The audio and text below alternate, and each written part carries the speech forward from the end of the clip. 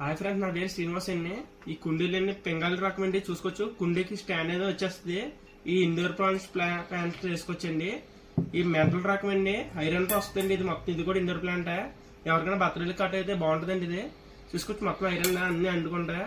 ఈ రకంగా మన దగ్గర ఫైబర్ రకం కూడా ఉందండి. కుండీలు చూసుకోవచ్చు, ఇలా స్టాండ్ కూడా వస్తాయండి. పదిదానికి ఇలా స్టాండ్ కూడా పెట్టుకోవచ్చు. ఇలాంటి ఎవరికైనా కావాలంటే మన వాట్సాప్ నెంబర్కి మెసేజ్ చేయండి.